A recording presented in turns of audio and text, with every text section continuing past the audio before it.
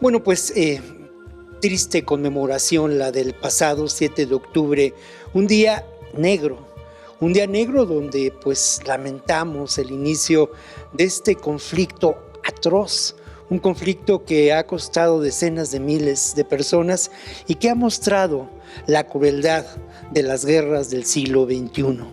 Yo quiero agradecer mucho la labor de Débora Poe, que ha sido el enlace para que podamos realizar estas entrevistas.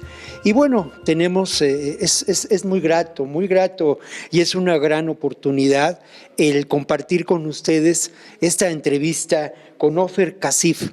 Ofer Kasif es integrante del Parlamento israelí. Él pertenece al partido Frente Democrático por la Paz y la Igualdad. Ofer, muchas gracias por estar con nosotros. Igualmente, muchas gracias a ti. Ofer, brevemente te quisiera preguntar sobre estas características particulares que tienen como definición política este frente. Es muy interesante y creo que el público puede ubicar muy bien esa realidad política y nos puede mostrar claramente qué constituye a las disidencias políticas en Israel.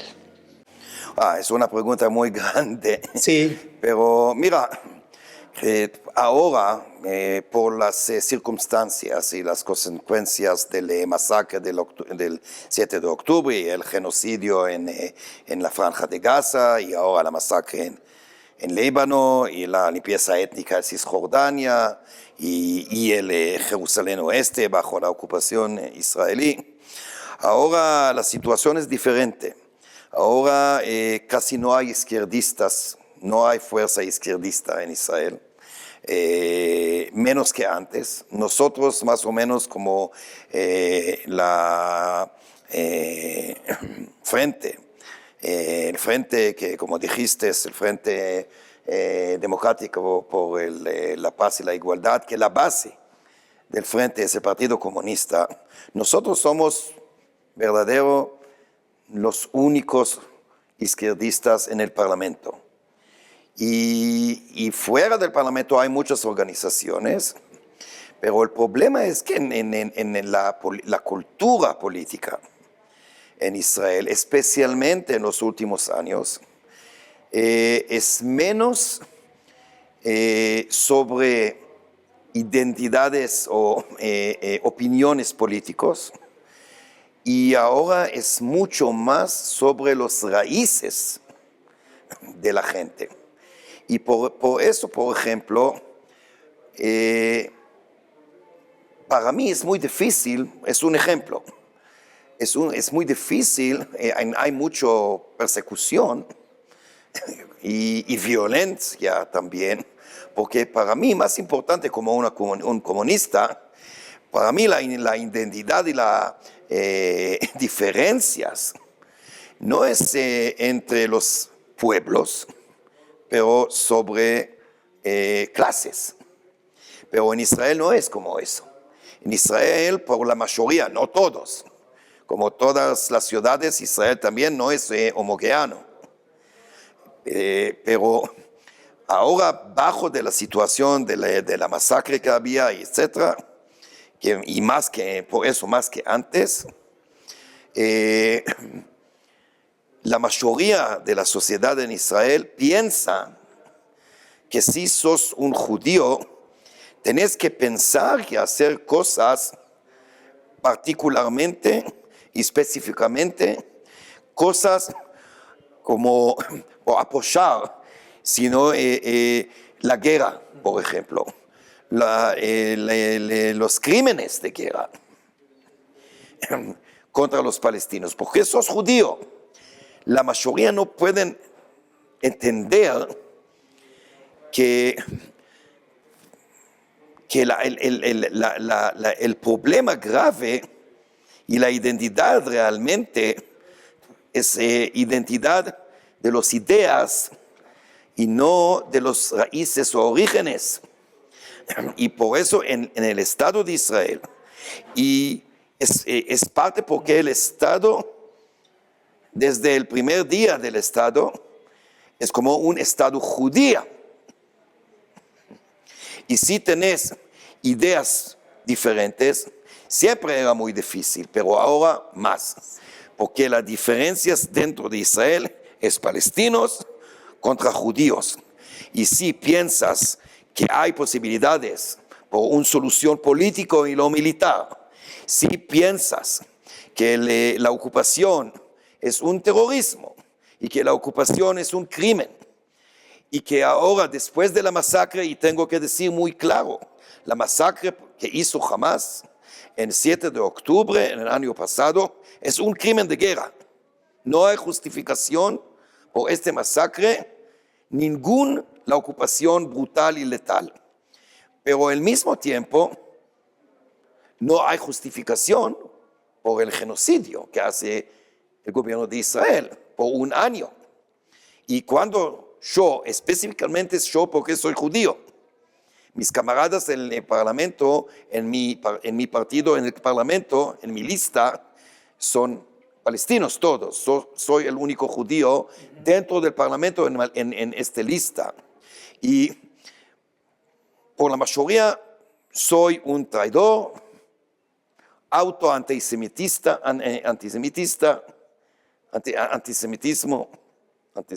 ¿no? ¿Por qué? Pienso diferente. Es la identidad en Israel. Identidad nacionalista, radical, mucho racismo, es más fuerte. Claro, que justo la segunda pregunta está encaminada a ello.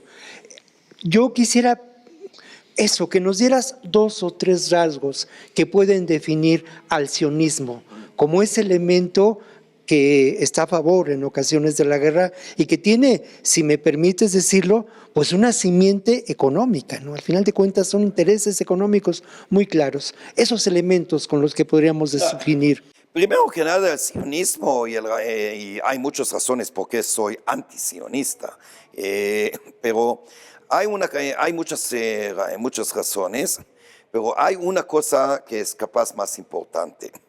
El sionismo como una ideología y práctica política cree y quiere supremacía judía.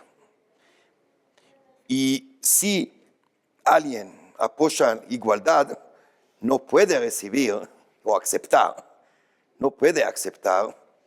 supremacía. Es el problema más grande con el sionismo. Hay diferencias entre el movimiento sionista, hay diferencias entre partidos, hay sionistas de más fascista, sionista religiosa, etcétera, etcétera, pero todos creen que necesitan supremacía judía en el Estado de Israel. Para mí no puedo aceptar eso. Soy como un comunista por la igualdad. Es el problema. Ahora, claro que hay intereses económicos también, pero son dinámicos. No es el mismo durante todos los años. El movimiento el sionismo como una ideología y movimiento existe más que 120 años. Y durante los años hay muchas diferencias y hay evolución. Claro. Te preguntaba esto porque al final de cuentas hay una pregunta que resulta clave en este panorama. ¿A qué intereses conviene la expansión de la guerra y el mantenimiento, el que la guerra siga siendo así? ¿A quién conviene esta práctica por un año de terrorismo de Estado? Mira, más importante es que este gobierno es un gobierno fascista. Tengo que decir eso muy claro. Es un gobierno fascista con elementos peor que fascismo, un gobierno racista, y por ellos, más importante es la tierra, no el humano. Ninguno de los judíos, no solamente los palestinos, judíos tampoco. Por eso, este gobierno no hace nada para salvar los rehenes israelíes, porque por ellos es más importante a tener, como ellos creen, como el país de Israel grande, del bíblico. Por eso es más importante. Y por gente como Ben Gvir, Smotrich, que son más fuerza dentro del gobierno, por eso es más importante. No importa si miles de palestinos van a morir, no importa si los rehenes israelíes van a morir, no importa si soldados israelíes van a morir, no importa. Por ellos la sangre es como un camino rojo por el Mesías. Las alianzas, ¿qué alianzas tienen este grupo del poder ahora en el gobierno israelita con países como por ejemplo Estados Unidos? ¿Qué alianza? Mira, tiene relaciones y conexiones con movimientos fascistas y lamentablemente neonazistas también. Sí, sí. En Europa, en Estados Unidos, en todo el mundo, en India. Tiene relaciones con oficiales, con movimientos, los peores movimientos que hay del mundo, de la derecha.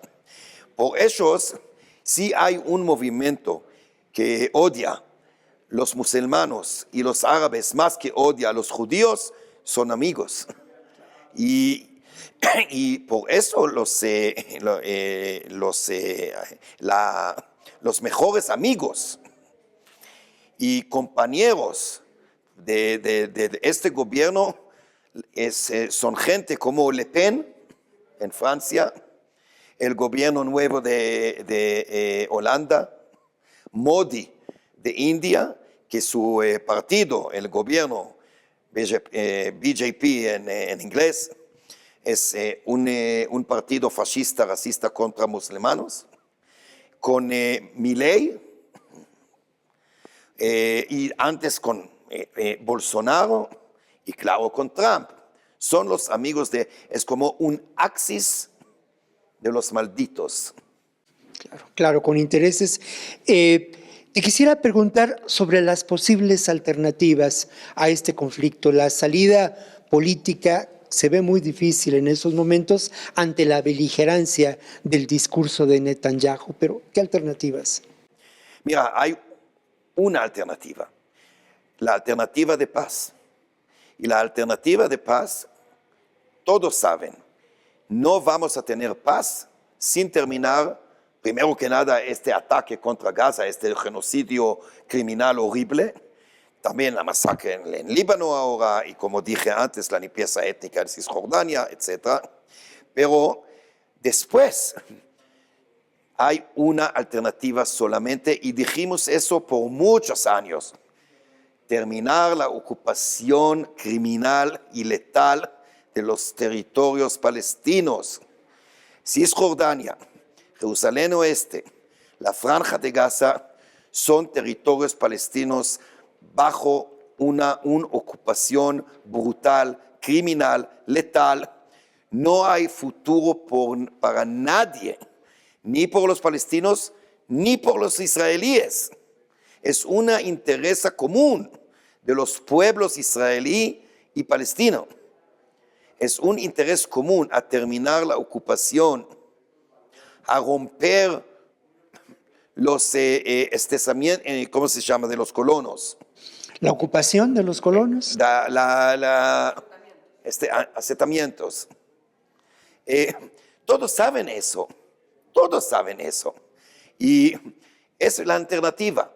El problema es que ahora, por muchos años, lamentablemente, por la culpa de Netanyahu especialmente, pero ahora es peor desde 7 de octubre. Nosotros somos la única lista en el Parlamento que digo eso. Los otros, incluido el Partido Laborista, tienen miedo a decir, parte de ellos creen más o menos como Netanyahu y los fascistas, en la oposición. Pero hay también listas y partidos que saben que tenemos que terminar la ocupación, pero tienen miedo a decir eso. Populistas que tienen miedo del público, no son líderes.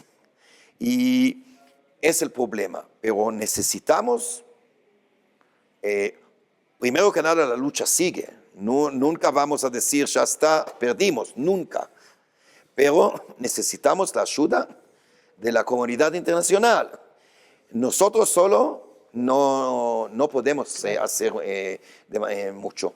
Justamente la última pregunta de esta entrevista tiene que ver con ello. ¿Qué posición puede jugar la comunidad internacional en esta realidad? Mira, creo que los pueblos, la mayoría, no todos, la mayoría de los pueblos en todo el mundo que son contra la ocupación y la política del gobierno fascista de Israel. El problema no es con los pueblos, es con los gobiernos. La mayoría de los gobiernos, especialmente en el este, no hacen nada. Mira, tengo que decir una cosa personal si puedo. Mi papá nació en México. ¿Y por qué nació en México? Porque sus padres tenían que salir rápidamente de Polonia por los nazis. Era antes de la ocupación de Polonia porque salieron de ahí antes de la guerra mundial, pero el viento de la guerra era. Y la familia, muchos de la familia de mi padre, lo asesinaron los nazis. La familia entera de mis padres, de mis abuelos, en el padre de mi madre, toda la familia se fue en los campos sí, todos, menos mis abuelos. ¿Por qué? Porque el mundo no hizo nada. Y ahora, otra vez, el mundo no hace nada. Tengo vergüenza que la humanidad no estudió nada de este crimen horrible del Holocausto. No estudió nada. Y la culpa mayor es la culpa, otra vez, de los Estados Unidos. Si la administración de Biden quería terminar el genocidio en Gaza, en una hora ya terminó. Pero no quieren. A veces habla contra el genocidio, a veces, no siempre, pero al mismo tiempo hace el revés. Es locura y la historia no va a olvidar. Claro, la historia no va a olvidar. Yo quiero agradecerte mucho la entrevista, el que estés aquí en México y bueno, por otra parte, tomar algunos elementos de la entrevista que hemos realizado, una entrevista a mí me parece que muy importante y esto que has dicho, la humanidad no aprendió de lo que ocurrió con el Holocausto. Lo otro, las dificultades para mantener una disidencia política en Israel. Y luego lo que has dicho también en términos de la presencia de esta derecha internacional y de estas alianzas que existen con personajes pues, que has nombrado. Agradecerte mucho esta entrevista, de verdad. Gracias por estar aquí, gracias por esta reflexión y gracias por dar la batalla por la paz y la igualdad allá en Israel. Muchas gracias. Muchas gracias. Muchas gracias. Muchas gracias. Bueno, y ahora vamos a continuar, seguimos en este programa de una triste conmemoración de un día negro, 7 de octubre.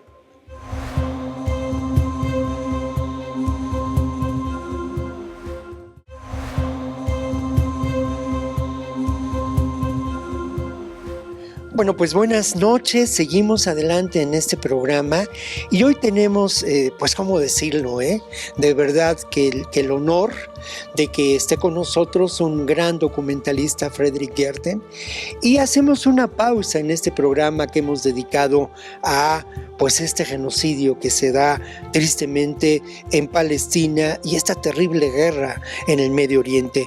Yo quiero agradecer mucho a Frederick Gertten el que esté con nosotros. Frederick, ¿qué tal? Y agradecer mucho a Frederick Gertten su trabajo como documentalista. Ese trabajo, Frederick, intencionado políticamente, una clara intención política, pero una reivindicación, Frederick, de lo humano. Y por ahí va mi primera pregunta, Frederick. Uno encuentra en Breaking Social, que es el documental, es un documental que incluso se ha visto en México recientemente, que estuvo en los primeros, hace unos meses en la Cineteca con un gran éxito, ¿eh? Todas las funciones abarrotadas, de verdad. Bueno, este documental presenta un fenómeno terrible, triste, que es la cleptocracia y este dominio de los intereses económicos del mundo. Pero quizá lo más valioso, además de la denuncia, es el rescate de algunos personajes que son una resistencia cultural y política ante esto que podría ser un desastre. Háblanos de este enfoque que tiene Breaking Social y que tiene el resto de tu trabajo documental, por cierto. Bueno, un gusto estar contigo. Claro, en mis películas yo quiero, en un sentido, entender un patrón global, cómo está organizada la sociedad. Por ejemplo, la corrupción. Aquí en México, a veces gente piensa que es una enfermedad mexicana.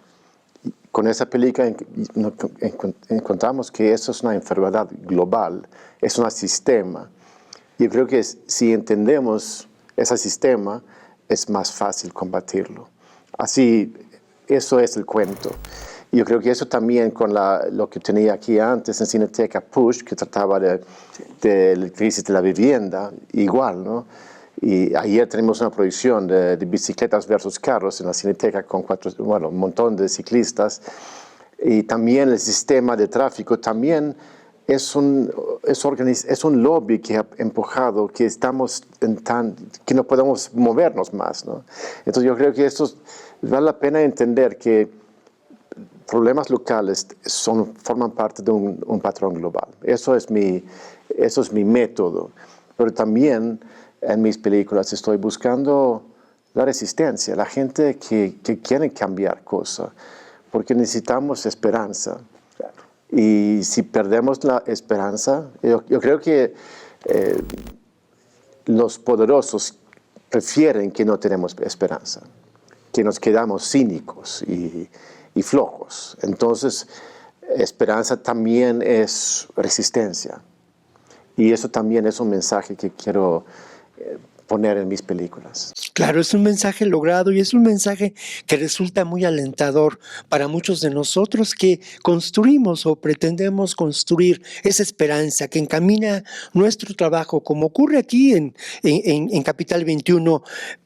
Yo quisiera preguntarte también sobre esta riqueza del documental. Vemos que en México hay mucho trabajo documental de cineastas jóvenes y vemos también que ocurre lo mismo en diferentes lugares del mundo. Esa importancia del documental en estos momentos de la crisis de un sistema global. ¿Cómo lo ves, Frederick? Yo estoy aquí invitado del Festival Docs MX. Es uno de los más importantes festivales de documentales en Latinoamérica y he llegado varias veces y yo veo aquí que hay una comunidad muy grande y fuerte de cineastas mexicanos, latinoamericanos y contamos historias que no siempre entran en la prensa tradicional y hay gente que echan 1, 2 o 3 años de sus vidas para contar una historia. En esas historias hay un poder, una fuerza de cambiar cosas, abrir un debate. También una cosa muy importante es que cuando enfrentamos cosas que son muy horribles, porque tú estás hablando de Gaza, por ejemplo, es muchas cosas que son muy difíciles para nosotros como humanos de recibir, pero a veces cuando los tomamos juntos en una sala, es más fácil, es como porque podemos discutir juntos. Yo creo que lo que puede hacer un documental es que nos sentimos menos solos, que entendemos que nuestros problemas no son solo yo que sufro esto, también mi vecino, mi amigo, mi familia, en otros países, ciudades, ¿no?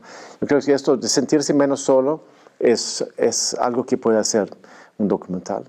Claro, sentirse menos solo, qué importante es porque al final de cuentas yo recuerdo un fragmento de Breaking Social que es entrañable para mí y que lo he comentado muchas veces cuando uno de tus entrevistados habla de esta capacidad de resistencia pues fraternal que se da en la época de la glaciación donde estamos juntos y nos damos calor y eso nos permite la sobrevivencia, Federico. Sí, porque hay una idea de que el más fuerte sobrevive.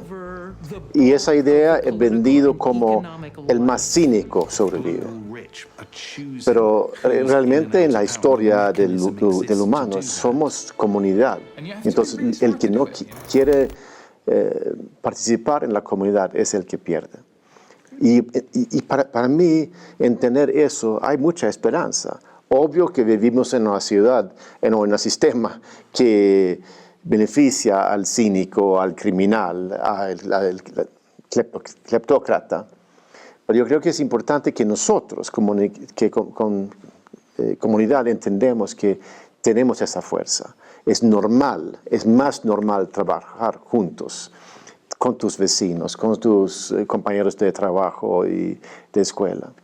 Eso es ser humano. Claro. Frederick, hay un tema que es para mí muy importante preguntarte. Estamos viviendo en este país un acontecimiento histórico, ¿no? Un cambio en muchos patrones de vida, en un patrón económico, en un patrón cultural. Y de pronto, pues ese cambio es protagonizado por las mujeres, ¿no? Finalmente ocupan en este momento espacios de mayor preponderancia política las mujeres. Empezando por la presidenta, ¿no? Pero también, y hay que incorporar a ello, los jóvenes, ¿no? Los jóvenes que resultan vanguardia en este país.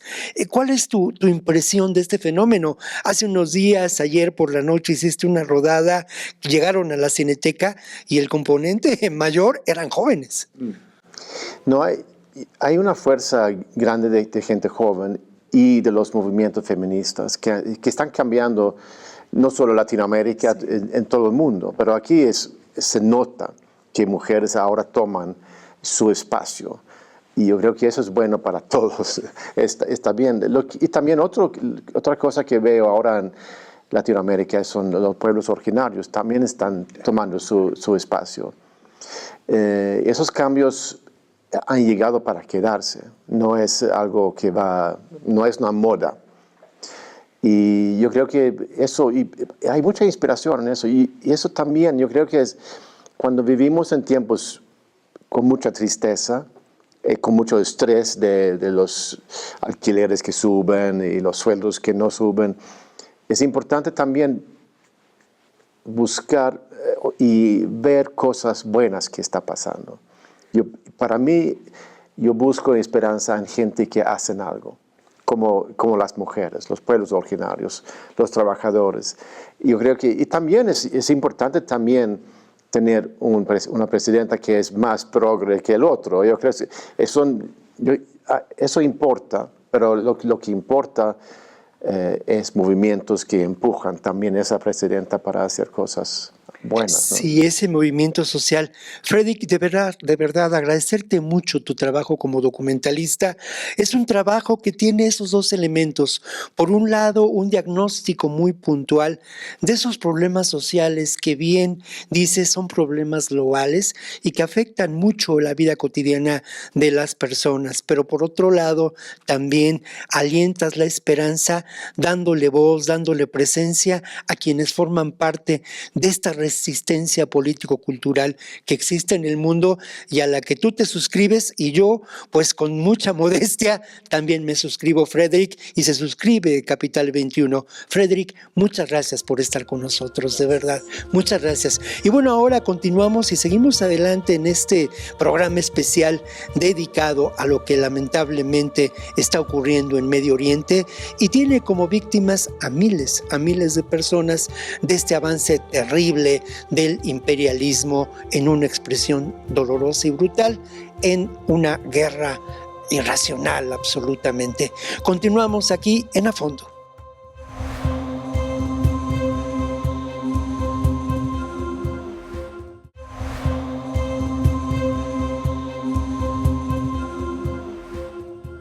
Bueno, para nosotros es realmente muy grato, primero, conversar con integrantes de la Organización para la Liberación de Palestina.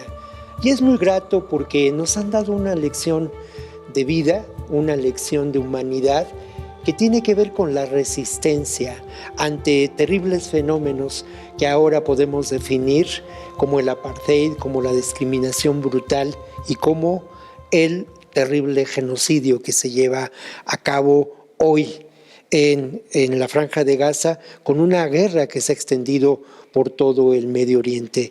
Y digo que es muy grato porque al final de cuentas aquí estamos reunidos y hacemos este programa con el propósito de construir la paz. Quiero agradecer mucho la presencia del doctor Ramsey Rabach, que él pertenece a la Organización para la Liberación de Palestina. Muchas gracias, Ramsey, por estar con nosotros. Y es muy interesante porque él es el responsable en esta organización del tema del apartheid y de la discriminación. Interesante esa posición.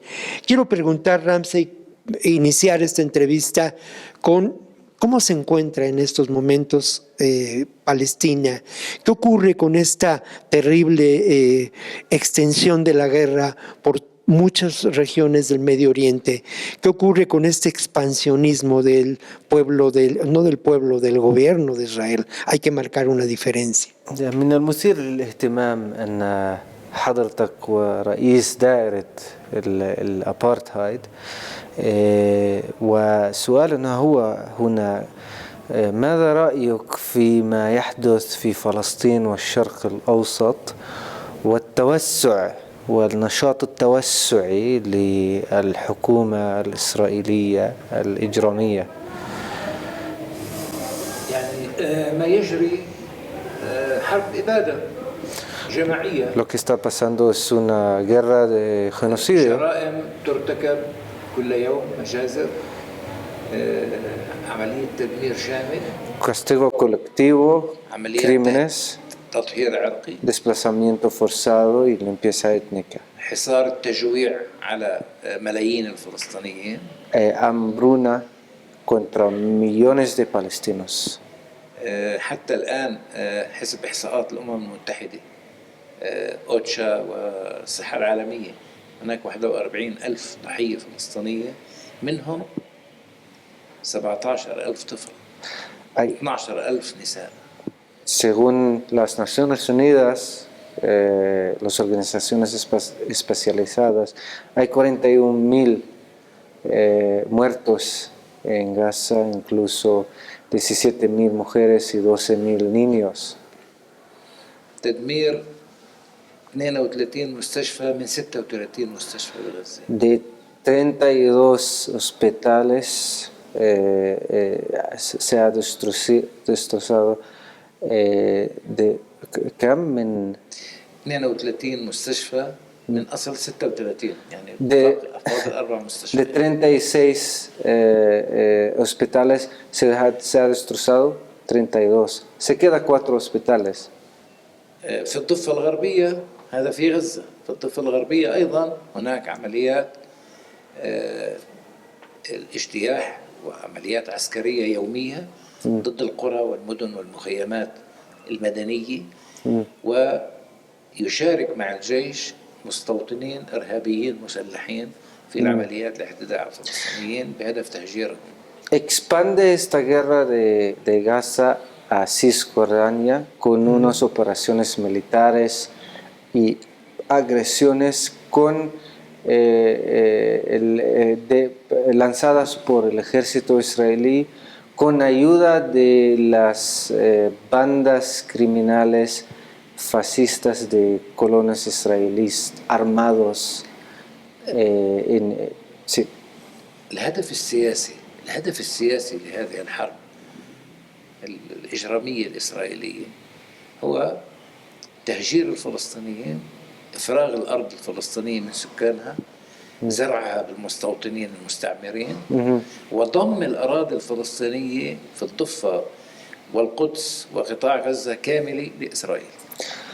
La meta de toda esta política genocida es la limpieza étnica, que siempre ha sido una política del Estado israelí, la Nakba continua, el desplazamiento forzado continuo, el anexo de la superficie de Cisjordania, que el anexo, hasta el anexo oficial, no legal pero oficial, para acabar con la existencia palestina en la Palestina histórica.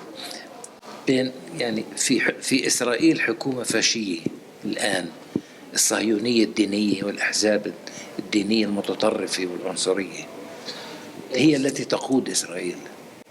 Israel ahora está gobernada por un gobierno fascista, teocrático. Nunca ha sido un gobierno como esto en la historia de Israel, y este gobierno está en cargo de este proyecto.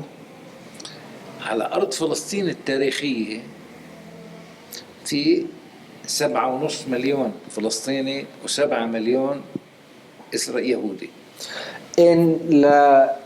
Para que entendamos el apartheid, en la Palestina histórica, en toda Palestina histórica, hay 7 millones de judíos y 7,5 millones de palestinos. Esto es la demografía.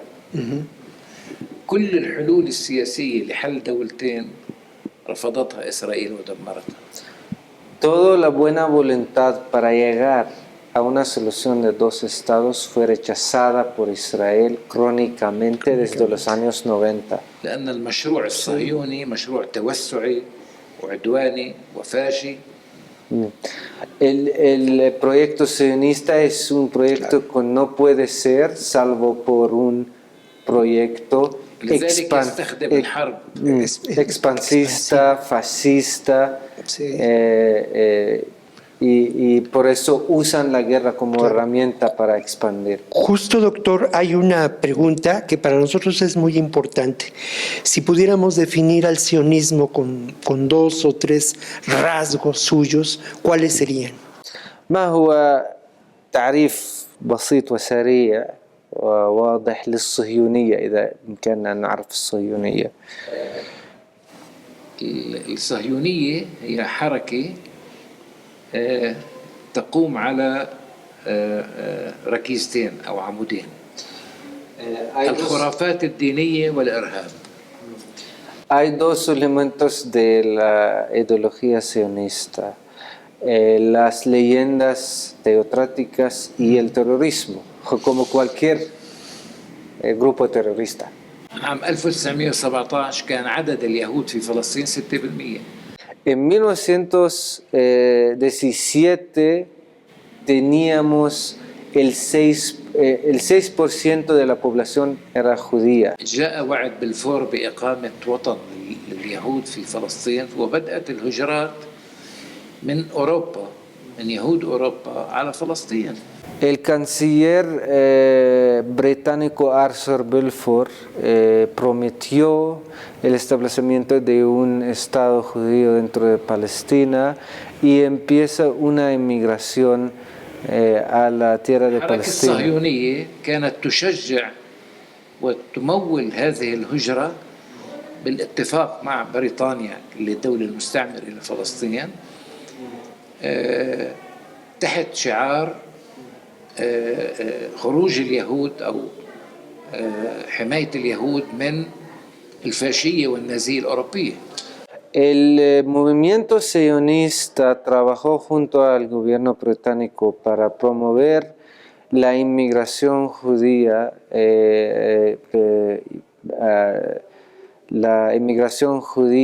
y bajo el contexto de la protección de los judíos del fascismo y el nazismo. 48 أقاموا دولة إسرائيل بمساعدة بريطانيا على أنقاض الوطن الفلسطيني.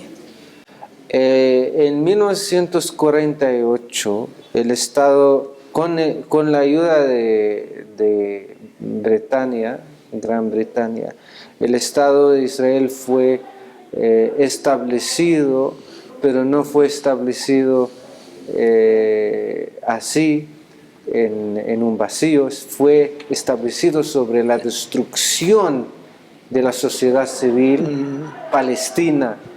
من ال 48 طردوا 80% من الشعب الفلسطيني من أرضه ودمروا 530 مدينة وبلدة وقرية فلسطينية بشكل كامل مسحوها عن الأرض. El 80% de la población palestina, especialmente en la área costal mediterránea palestina conectada al mundo, fue destrozada y fue desplazada hacia el oriente. عدد اللاجئين الفلسطينيين الآن 7 مليون. Hay 7 millones de refugiados palestinos fuera de la Palestina histórica y hay también un número desplazado dentro de la Palestina histórica, 7 millones de refugiados. برفضوا حقهم في العودة حسب قرارات الأمم المتحدة. قرار 194 يقول حق اللاجئين كلهم أن يعودوا لقراهم ولبلداتهم ومدنهم. Tienen el derecho, según la ley internacional y las decisiones de Naciones Unidas, especialmente la decisión de 1994, para volver a sus hogares estos refugiados palestinos. عام 1974 قررت الجمعية العامة للأمم المتحدة اعتبار الصهيونية حركة عنصرية. En 1974, mientras había empezando un movimiento muy importante contra el apartheid sudafricano, había una decisión de las Naciones Unidas a considerar el movimiento sionista, la ideología sionista, como ideología racista. ما جرى في 48 يستمر الآن في عمليات الإبادة والتطهير العرقي والتهجير، لكن الشعب الفلسطيني يقاوم ولن تتكرر تجربة 48. لن يخرج من أرضه، يصمد على أرضه ويقاوم هذا الاحتلال بكل الإمكانيات المتوفرة عنده. 1948 es ahora, está pasando ahora mismo, la Nakba está pasando ahora mismo, pero por el otro lado, el pueblo palestino está luchando y está haciendo lo que puede a parar este proyecto de desplazamiento forzado. Para mí es muy importante preguntar sobre la resistencia del pueblo palestino, una resistencia histórica. ¿Qué nos puede decir, doctor? من المهم بالنسبة لدي أن أسأل حول مقاومة الشعب الفلسطيني، إنها مقاومة تاريخية ليس لها مثيل من سعتها وتاريخها وعقودها. نحن الشعب الفلسطيني 3 أجيال في الثورة والمقاومة. Hay 3 generaciones del pueblo palestino en la revolución y en la resistencia. لذلك جرى حماية الهوية الوطنية. الهوية الوطنية. حمينا هويتنا الوطنية. Sí. Por muchas décadas conseguimos proteger la identidad nacional palestina a que no desmantele. Y era fácil que desmantele y es un milagro que conseguimos ejercer esta protección hasta ahora. كانت مقاومة الشعب الفلسطيني رغم أنها مكلفة لكنها كانت البوابة اللي دخل منها على الأمم المتحدة للاعتراف بحقه في تقرير المصير وأنه شعب موجود ومن حقه أن يعود لأرضه ومن حقه أن يحصل على دولة مستقلة. Hubiéramos podido olvidarnos fácilmente en la historia y nuestra resistencia fue costosa, pero es la misma resistencia que nos llevó a la puerta de las Naciones Unidas para que seamos reconocidos y que nuestro derecho a la autodeterminación se haya reconocido. كافح الآن من أجل إنهاء الاحتلال وإقامة دولة مستقلة وحق العودة للاجئين تطبيقا لقرارات الأمم المتحدة. Todavía estamos luchando para el fin de la ocupación y el retorno de los refugiados hasta esos días. Y no hemos parado Es para nosotros importante también preguntar sobre una posible alternativa de solución a esta realidad, una alternativa de solución que a veces nos parece ingenua, pero que sigue siendo deseable y que tiene que ver con la construcción de la paz. ¿Hacia dónde puede ir una solución política a este conflicto? نسأل هنا عن البدائل للمستقبل وما هي الحلول المستقبلية التي تؤدي إلى بناء السلام خاصة مع فشل كافة الحلول السابقة. الحل السياسي يحتاج إلى موازين قوى، وأقصد الحل السياسي القائم على تطبيق قرارات الشرعية الدولية بشأن إنهاء الاحتلال وحق الفلسطينيين بدولة مستقلة وحق العودة. هذه تحتاج لموازين قوى.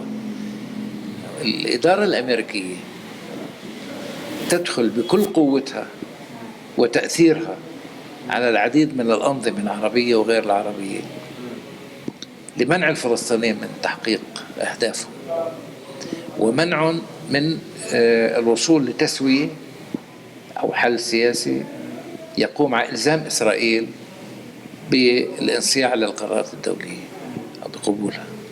Existe un enorme desequilibrio en el balance de poder cuando hablamos sobre llegar hacia una solución. Hay mucho poder israelí que viene del mucho poder norteamericano, que afecta a algunos países árabes y Estados Unidos se mete en algunos países árabes, algunos países regionales, pero se mete con todo ese peso político, diplomático, militar, económico, para llegar a una solución que está basada en una solución justa para los palestinos. تصور الآن بعد عام من حرب الإبادة في غزة اتخذت قرارات في مجلس الأمن، في الأمم المتحدة، الجمعية العامة، في محكمة العدل الدولية، في المحكمة الجنائية الدولية، بوقف الحرب، بمحاسبة إسرائيل على الجرائم، بانسحاب قوات الاحتلال من غزة. كل هذه القرارات الدولية لا تلتزم بها إسرائيل ولا تعيرها أي اهتمام بفضل الموقف الأمريكي الذي يغطيها ويدعمها ويشارك معها في حرب الإبادة. Los norteamericanos no solo impiden la paz, hubiera sido más sencillo si impiden la paz, impiden la aplicación de la ley del derecho internacional. Hay muchas decisiones internacionales con la participación de México para votar desde 7 de octubre hasta ahora, por un año, una docena de decisiones internacionales y resoluciones para parar la guerra, para llegar a la construcción hacia una solución alternativa. Pero otra vez Estados Unidos con su peso llega para todo esto, está parando la historia.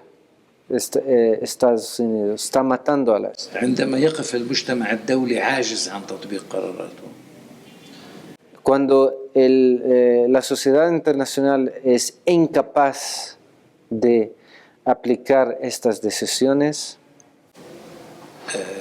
ليس أمامنا إلا خيار أن نقاوم من أجل الدفاع عن وجودنا وأرضنا ومصيرنا. La única solución en este caso, bajo este contexto, es resistir para nuestra existencia y supervivencia. رغم عدم تعادل القوى طبعا. En condiciones donde otra vez hay un desequilibrio de poder enorme. بس بنعوض احنا بالدعم العالمي، دعم والتحرك الشعبي العالمي ودعم الرأي العام ووسائل الإعلام العالمية، يعني خاصة في أمريكا اللاتينية، في أفريقيا، في آسيا، دعمها للشعب الفلسطيني وحقوقه والمطالبة والضغط من أجل وقف هذه الحرب. Hablamos sobre puntos de vulnerabilidad, pero un punto de poder es el apoyo popular internacionalista en todo el mundo para el pueblo palestino, su gobierno, apoyo popular, diplomático, político y en las medios de comunicación nuevas también. Claro. Se nos acaba casi el tiempo, doctor. Queremos agradecer mucho esos años de resistencia del pueblo palestino. Ha sido una lección histórica para todos nosotros. نود شكر الشعب الفلسطيني على كل هذه السنوات من المقاومة.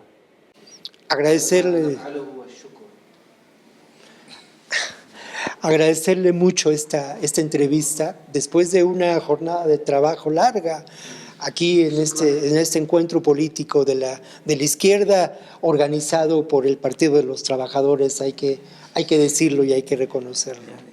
رسالة الشعب الفلسطيني اليوم على هذه الفضائية وهذا التلفزيون المهم والمنبر الحر للشعب في المكسيك، هذه خدمة تقدم للحقوق العادلة للشعب الفلسطيني. هذه خدمة تدعم يعني صمود الشعب الفلسطيني ومقاومته في نقل الحقائق ووقائع ما يجري، لأن كل الإعلام الغربي مسيطر عليه لصالح إسرائيل. Nosotros los que agradecemos a ustedes por esta entrevista que lleva a la realidad, que lleva a la verdad, que sea parte, que esté parte del cambio que necesitamos, que lleva a la voz al pueblo mexicano, especialmente que muchos de los otros medios de comunicación están controlados por Estados Unidos, que también impiden nuestros derechos desde esta herramienta también. تصور أنه الإعلام الغربي يتحدث عن نزاع بين الفلسطينيين وإسرائيل، ولا يتحدث عن احتلال، ولا يتحدث عن حرب وعدوان ومجازر يتعرض لها الشعب الفلسطيني وشلال دم كل يوم، وكما يحصل أيضا في لبنان الآن. كل هذا يخفي. Las medios de comunicación occidentales son criminalmente abstractas, hablan sobre una disputa territorial, sin ver los seres humanos que están ahí, sin ver el tanto sufrimiento, sin ver la naturaleza de los crímenes, sin ver la palabra ocupación y qué significa la ocupación en Palestina y en Líbano también. شكرا لكم لهذا المنبر الحر في التلفزيون المكسيكي. Gracias por esta plataforma libre en la tele mexicana. Muchas gracias, doctor Ramsey Rabach. Mucho gusto, muchas gracias. Y bueno, con eso terminamos el programa, pero yo sí quiero mencionar lo siguiente, solamente un par de palabras para cerrar. No hay duda de que en Palestina vivimos la realidad de un terrible genocidio que tiene antecedentes históricos. No hay duda que es expresión del imperialismo más brutal. Y no hay duda tampoco de que nos encontramos con ese fenómeno atroz que deja de lado la vida a favor de intereses económicos y políticos.